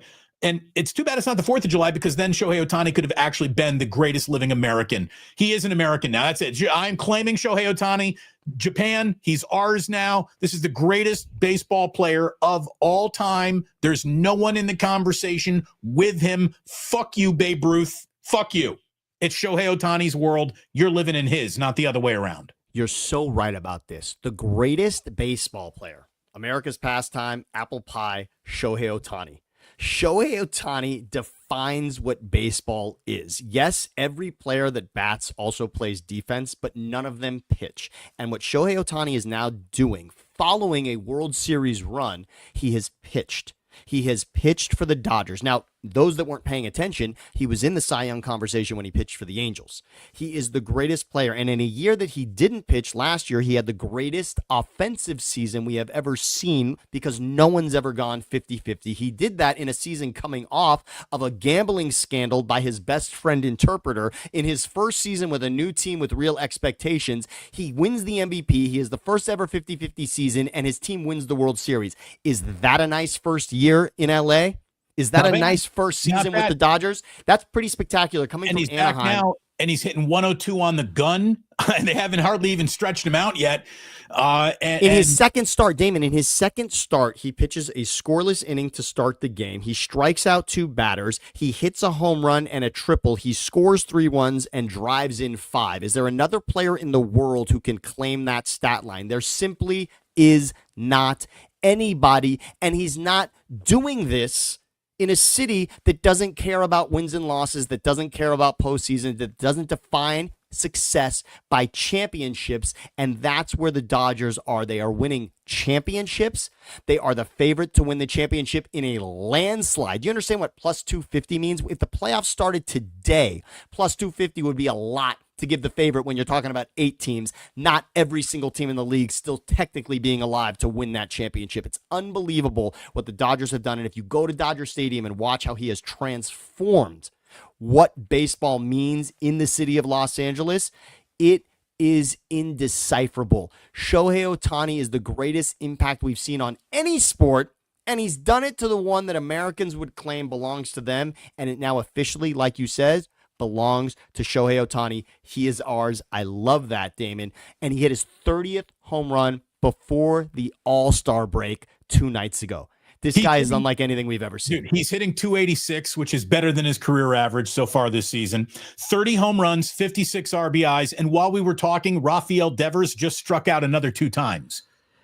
I love this connection that we'll always have with the Giants. And I sent you something on Willie Adames the other day because it's just going to be the worst contract in the history of San Francisco sports. It's going to be the worst contract in Bay Area sports history when it's all said and done.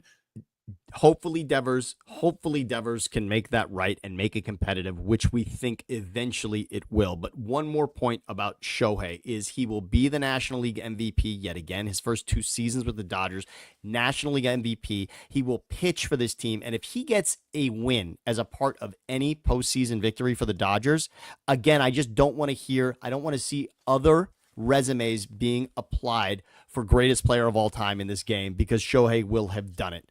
He pitched with the Angels spectacularly. He will have an impact pitching for the Dodgers. He's had an unbelievable impact. And you talked about Freddie Freeman winning that game last night. By the way, Shohei Ohtani was only 1 for 5 in that game. But guess what happened in the 9th inning? The Dodgers were trailing by 2 runs. Shohei grounds out, but runs out to make sure it's not a double play to score what is their 3rd run in a game they're trailing now 4-3. He then steals second base and scores the winning run on Freddie Freeman's base hit at the end of the game. So remember, he plays hero even when the night is about Kershaw and Freeman. Go look at the box score. Shohei Ohtani affected that win as much as either guy. And you could argue, frankly, yes, it was a milestone for Kershaw. Shohei may have more of an impact on that game than Kershaw actually did. I'll tell you what was maybe his most impressive moment, though. Shohei Ohtani, this is where you go, okay, he's officially unlike the others. Unlike the rest, not only is he better at it, his wiring is better than all of yours. His most impressive moment of the season, Sammy, was keeping his cool during that Padres series where the beanball wars were just breaking out and they were trying to put one in Manny Machado's ear hole, and they came back at Ohtani, and benches are ready. Again, if you breathe on Shohei wrong every Dodger should spill onto that field looking to just beat somebody up. I believe in that being the right thing to do. What did Ohtani do? He waved it all off, just saying, he's hugging the Padres first baseman when he gets down there to say, we're all good. We're all good. Let's keep our cool because we're the better team. And as long as none of us get ejected, as long as we trade none of us for any of you bums, we're the better team. We're going to beat you. There is a level of maturity. And this is one of those don't mistake kindness for weakness situations. Totally. Shohei Ohtani is better at every single element of baseball than maybe anyone who has ever played before. From a mental game, from a preparation standpoint, all of it. Hulking beast at the plate, runs like the wind on the base paths. There's never been anybody like, I remember having this debate with Ray Ratto, who wanted to tell me I was wrong about everything. I said, Ray, the fucking sky is blue. Well, not really. And I remember him talking about Willie Mays. And I just said, what was his ERA, Ray? What was Willie's ERA? Did he touch 102 on the gun? What was Willie's ERA? And he just said, well, there's a different thing then. I'm like, yeah, that's right. This guy is different. It is different. And the reason he understands and he's apologizing when he gets hit by a pitch and saying, don't come out of the dugout for me, because he understands what it's like on the mound also, Damon. He understands both sides of it, right? In a beanball war, there are two sides of it. There's the hitter that is getting hit by the pitch, of course, and there's the pitcher who's delivering that and getting a message from his dugout and whatever the hell these unspoken, ridiculous, stupid rules in baseball are about hitting guys. Let's just try not to throw at the other team, period, by the way. But Shohei understands that. He doesn't want to get caught up because he knows he's the cycle, because he's going to actually take the mound and have an opportunity, right? This isn't about sending a message. This is on him. He gets hit by a pitch. He's going to be out there 2 days later pitching. He could take care of it all. He's the only guy who can do that. He's the only guy who can truly represent both sides in that moment. And he's saying, everybody chill the fuck out. It's something else, man. He's a special guy. It is. And one thing I just want to say about Kershaw, for those that are hating on Kershaw, CK3K, I like that. Clayton Kershaw 3000, and he deserved it, and he is an absolute legend, Hall of Famer, etc. But put on the screen right now, I want to remind everybody, for those that say Clayton Kershaw never did anything in the postseason, and he's great, but what about the postseason? The Dodgers have now won 2 World Series in recent memory. 2024, he wasn't a big part of. But can I remind everybody, and enough with this bullshit, it's a COVID championship. In 2020, can we look at what Clayton Kershaw did during the 2020? This is the postseason that we're looking at right now. He was 4-1 in that run for the Dodgers. In the wild card round, he went 8 innings and struck out 13 Brewers. In the Padres, in the NLDS, he pitched a game in that series, 6 innings, 6 strikeouts, another win for the Dodgers. He did lose to the Braves in the NLCS. Yes, he did. 5 innings, 4 strikeouts, but he gave up 4 runs. In the World Series, he pitched 2 games against the Rays. Obviously, the Dodgers won that series, won the championship. In those games, he pitched 6 innings, striking out 8 Rays in the first game that he played in. And in 5 2/3, in game 5 of that series, the Dodgers eventually won in 6. He went 5 2/3 and struck out 6 Rays in that game. He was so dominant in that 2020 run for the Dodgers. He was everything that you said he couldn't be in the postseason. In 2020, you do not win the World Series without Clayton Kershaw. Not what he did in the regular season, what he did in the postseason. And don't tell me he got some kind of fucking benefit from playing in Arlington. All right? That didn't help Clayton Kershaw. Let's also not pretend that Clayton Kershaw didn't have postseason struggles. Yes, he did. For a minute there, he would get to the playoffs and would be non-functional at times, and you're like, who is this guy who body snatched the real Clayton Kershaw and replaced him with what we're watching tonight? This does not make sense. It didn't. And remember, they said the exact same thing about Barry Bonds, and then Barry Bonds hit a home run in Anaheim that is still traveling around Orange County to today. And Tim Salmon's quote on that ball, that's the farthest I've ever seen a ball hit. And that was when they went to their bullpen to bring in their starter, Jared Washburn, who threw 1 pitch to Bonds. That ball is still going. It's look, baseball's the ultimate. You cannot evaluate anything on a small sample size sport. And failure defines the game. Pretty damn good. And failure defines the game, Damon. Again, right. Failure defines it. Every number for the greatest players in the game is under 50%. Right. If you do something 4 out of 10 times, you will be the single greatest to have ever done it. Thanks for getting me involved in that sport. That's difficult. Jackasses. Speaking of baseball and jackasses, we haven't said anything about John Fisher or the A's today, but I don't really want to talk about them. What I do want to talk about is why more players aren't vocal about what a disaster that is. The one thing I do know is that every single time you sign a contract, you're going to get every penny. There's no such thing as conduct detrimental or thing that you said in a press conference that's going to null and void a contract. And what I don't understand is why so many players, either A's players or visiting players, have not said, this is unbecoming of Major League Baseball. This is a fine minor league ballpark, but a major league ballpark, it is not. Severino has come the closest to actually offering up a level of criticism of what John Fisher has done by moving into a minor league ballpark. By the way, notice that there are no complaints about this facility is inadequate happening around Tampa, who's playing in a minor league ballpark, because they're playing in the Yankees minor league ballpark, which is better maintained than anything John Fisher will ever oversee. It's just that simple. Why aren't more players vocal about motherfucking the worst owner who puts players not just in position to fail, but in position to maybe even get injured? I'm surprised guys are as tight-lipped about how bad that situation is. I like, you have the single strongest union in the history of American labor workforce. Get on that soapbox and say, this ain't right. And what would Luz Severino know about playing for an organization that treats their players right or understands the sanctity of baseball, right? I mean, Severino, to say what he did, finally, to define the difference between what being a Yankee and being an A could look like, it's never been greater. You and I were there in the seasons when the A's played the Yankees and had 2-0 series leads, twice opportunities to end the Yankee season, and instead, Jeremy Giambi, please slide.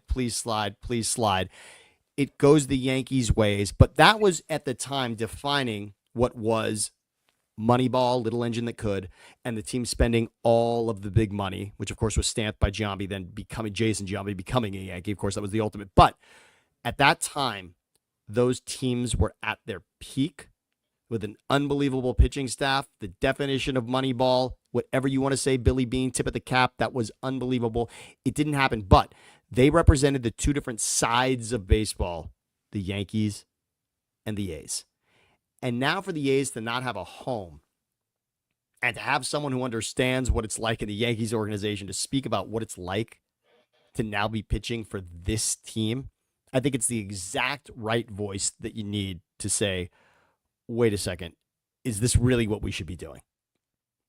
It's not. It simply isn't. It's obvious to the casual observer that something is off here. It's obvious to someone who is new to Major League Baseball to look at what the A's are doing, the situation that they have put now 2 cities in, a franchise in, all these players. Is there anything lamer than being called up from the minor leagues to the A's only to make your Major League debut in a minor league ballpark? That blows. What an irony. What an incredible irony that is. Say whatever you want about the Coliseum. It's 1,000 times better than that minor league ballpark that they're playing in now. It was 1,000 times better. It might not have been as aesthetically pleasing, but I would also say that wasn't true at all. Like, it was its own beautiful little chop shop. It was I think that John Fisher needs to be crucified for the sins that he has made against Major League Baseball and an organization that he has taken from used to mean something and reduced them to absolutely nothing. I was talking to JT the Brick about the groundbreaking ceremony, only to find out that the construction equipment was rented, the financing has not been accomplished, and the blueprints haven't been seen by anybody. The only thing that would be okay with the A's playing in Sacramento the way that they are would be if the rendering for the new ballpark in Las Vegas was on the screen every single time a game was shown. If we knew, again, if this was, we're moving into the apartment before we get the keys to our mansion, this is okay. This is Right. completely right. If the transparency is there about what is next, and what is next is the Millennium Falcon of baseball stadiums, and we all know that it's the right move because they're going to be in Vegas and they're going to be the new shiny toy in Major League Baseball, that's great. The idea that we really don't know what is next and they're playing in Sacramento, that's why you can tear at this so easily. It would be easy to say, all right, we're moving. We're in transition. We're moving to another great place. We're moving to a better neighborhood. We're moving to a bigger, more spacious, more spectacular ballpark. That would all make sense. That has happened. Teams have transitioned like that before, but this is not that. And what's funny, Sam, is, I get people who monitor what I say, my criticisms from Las Vegas, who are obviously very pro the A's moving to Las Vegas, and they will send me the renderings of the ballpark, which, hey, if they actually build what I'm looking at, I guess that would be impressive. Yes. Do you know how many fucking renderings of ballparks I have seen between Laney College and Fremont and Hayward and all the places that the A's were going to move, and the San Jose A's, if they were going to move down there? Then you had the whole, Hamilton Landing thing. Like, I have seen more renderings of A's future ballparks to know that none of them should be trusted. Not one of them, until there's an actual shovel in the ground, and there are no shovels. What they are is clearing that space for construction. It doesn't necessarily mean the A's are going to be constructing anything out there. Although it does feel like this has gone so public, and Major League Baseball is so now determined to make this happen. It feels like all the levers that Major League Baseball could possibly pull to not look stupid is going to get the A's to Las Vegas more than the actual efforts of John Fisher. I just can't even understand. The Angels should be the embarrassment of that division. The AL West should be defined by the futility of the Angels when you look at the fact that they had Mike Trout, Albert Pujols, Shohei Ohtani on this team and never won a playoff game in the history of Mike Trout. That should be the greatest blemish on the AL West. And instead, it's the A's playing without a city right now. That's the greatest embarrassment to baseball from that division. And it should be, as I said, the futility of the Mike Trout Hall of Fame first ballot career that never produced a playoff victory. That should be the mark on this division, and it's not. I want to thank everybody for watching today. I know, Sammy, you got to get running. You got a little Levi pickup to do, which means it's officially time for us to get to Today in History. But before we do that one last time, let me just tell you, it is a great time for you to sign up for that Ike's Love Rewards program. If you already have, he has put $4 into your rewards account that can be used towards sandwiches, chips, drinks, whatever. Think about Ike's tomorrow as you're enjoying the 4th of July.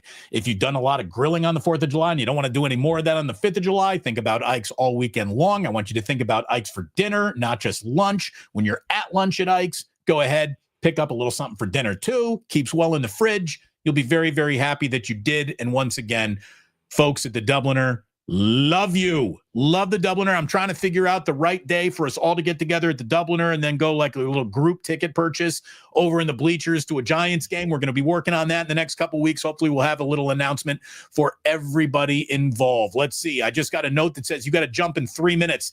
Let's do it. Go. Happy birthday to Kurtwood Smith. Do you know who that is, Sammy? Kurtwood Smith. You're going to tell me about Kurtwood Smith. Give me, because I feel like we know him by another name. He was the bad guy in RoboCop before he became the dad on That 70s Show.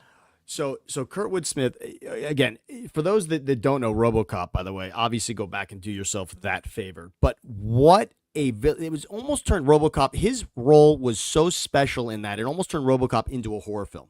That's how terrifying he was, right? I mean, he was so scary in that. And what greater arc of a career than, like you said, to play those two very different characters. 81 years old today, Kurtwood Smith. Happy birthday to Yeardley Smith. Okay. Do you know who that is? Okay, wait. Now, Yeardley, also an actor, but wait, I know him from... Actress. Yes. Is that... It's not Punky Brewster, is it? No. No. That was Soleil Moon Frye. Yes, you're right. Yeardley's the voice of Lisa, right? She's the voice of Bart Simpson. Oh my God, Bart, that's right. Simpson. That's the best. That is Bart great. Simpson. There you go. Another guy I heard he's kind of a big deal in Hollywood. By the way, Yeardley Smith is 60. Happy 62nd birthday to Tom Cruise. Tom Cruise is 62. Unreal. Go look at a picture of that motherfucker, and you tell me that man's 62 years old. Whoever his plastic surgeon is has done an incredible job. He's kept himself in great shape. It makes me want to think about considering Scientology. If you get to look like that when you're 60, I'm just kidding. You got to be a psychopath to believe in any of that. But Tom Cruise, interesting fella. He is like singularly keeping movies alive at times. It feels like I respect what Tom Cruise has meant to the movie industry. Oh, without question. I mean, Vanilla Sky, which is not talked about a lot, I think is one of my favorite movies of all time. But for those that haven't seen it, go check out Mission Impossible in a theater. Because again, as you said, Tom Cruise is keeping the movie industry, because going to a movie theater means something different than watching it at home. And it is Tom Cruise's movies that are getting you into a theater these days. That's what he does. When you talk about putting butts in seats, it's those seats that are more impressive than the ones at your house where you're simply clicking on it. We go to Jamie, who says Nancy Cartwright is the voice of Bart Simpson. So is she only a voice? Is she Lisa? No, wait. Let's go. Did you have that right, Sammy? Let's go back. I want to be completely okay. So Yeardley, by the way, is, and there was also a great TV show she was a part of as well. But Yeardley is known mostly for Lisa Simpson. There you go. Okay, I was right. Right. Yes. Nailed it. Nice. Thank you. But we're like Stat Boy. We want to correct things in real time at the end of the show. That's all right. But I'm going to get you Bart's, because Bart is also, I believe it's a female voice as well. Nancy Cartwright is the voice of Bart. How about this? What if I said you're in charge of an entire continental army, and by a year later you got yourself a country? Today in 1775. George Washington assumed command of the Continental Army, beat the shit out of a country that was arrogant enough to march around the woods in red coats, thinking that, we're going to do it. No, George is like, let's show them what guerrilla warfare looks like. Kick their ass. And in one more year, again, he was promoted in 1775, 1776, 4th of July. You do the math. Who got more done in a year than George fucking Washington? Wow. Nice job, buddy. Today in 1852, Congress established the second mint in the United States, and it still stands on Market Street. There it is in San Francisco. That was the second mint ever established in the United States. That's still the most fortified building in the city, Sam. Incredible, really. And again, San Francisco, which is littered with unbelievable. I mean, again, you're driving down Lombard. I mean, the architecture in San Francisco, please, if you haven't, go appreciate it. Check it out. Today in 1863, after 3 brutal, bloody days, the Battle of Gettysburg ended. Today in 1863, more than 50,000 casualties in 72 hours. These are bad times. But it was a good time for the North, because that really turned the Civil War to the North. And obviously they're trying to undo all of that right now. 1884, Dow Jones and Company published its first stock report. Charles Dow, Edward Jones, and a guy named Charles Bergstresser, who was forgotten in time because we don't call it the Bergstresser average. It's just Dow Jones. How did Which was a miss? Get talked out of that? By the way, that's a miss. That's just a complete miss, because Bergstresser is something that I just need more of in my life. The amount of rock stars who died when they were 27. It's like a dead wrestler list. It's kind of amazing. Today in 1969, after being dismissed from the Rolling Stones, Brian Jones, an original member, died in an accidental drowning at the age of 27. Today in 1971, an accidental drug overdose for Jim Morrison at the age of 27.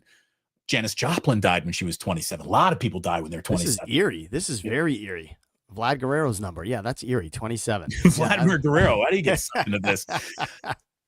Today in 1985, Back to the Future was released in theaters. That was a big deal. I just want to say this. Speaking of sports gambling, the resonant moment for me in all of the Back to the Futures will be the idea that you could have gone back in time and taken a sports almanac and made all of the bets based on what the outcomes were. Wouldn't that have been... What a plot point. That was Back to the Future too, but it was great. It was a great plot point. And it also, not that we do a lot of movies here in history, but today in 1991, we officially saw things that we had only seen in the last 8 seconds of the black and white video. CGI really coming into our movies like never before. Today in 1991, Terminator 2 Judgment Day came out. And all I can tell you is that when you were our age and you saw that in the theater, you had never seen anything like that before in your entire life. It was something special. Eddie Furlong, thank you so much for that role as well. But that was, wow. And not, look, and I hate when people say, oh, that's all he did. I mean, in your life, have you ever done anything that, you know, close to what Eddie Furlong did to be a part of that movie? But that was a tremendous role, and what a movie that was. And it's rare that we talk about sequels being better than the original, but T2, as it is known, is better than the original. Not that you don't want to watch the original, but Terminator 2 is a superior movie to 1, and it has resonance still to this day. Outside of, so what's the official list? Terminator 2 better than Terminator 1. Yes. Godfather 2 can be argued against Godfather 1. And they do. Yes, and they do. Empire Strikes Back, to me, is the single greatest sequel ever given out. I'm with you on that. I still think Terminator 2 might top the list, though. I think gold medal might go to best. I think best sequel, Terminator 2 is going to win most arguments. Pretty damn good, man. Pretty damn good. As was today's show, Sammy. Thank you so very, very much. It was great catching up with you. And it had been like a week since we had done a show together. Great to see you, pal. And we'll do it again next Thursday at 11 a.m. here on The Plus and on Thinking Out Loud with Siciliano and Sam. Love you. Thanks to everyone for watching. Have you dropped a like or to have subscribed on your way out the door? By the way, JP, or it will be, hold on, wait, hold on. The chat's moving too fast. JP from 510 just, hey, Sharknado 2. True. Very true. Sharknado 2. Not bad. Pee-wee's Big Adventure. Eat It Ike's. No. So here's the thing. It was Pee-wee's Big Adventure was the original. Then it was Big Top Pee-wee, and Big Top Pee-wee's not nearly as good as Yeah, you don't have Marge, the truck driver, the stolen bike. Yeah, you're right. Absolutely. Tell them Large Marge sent you. And please do remember that sports don't build character. They reveal it. And like that, they're gone.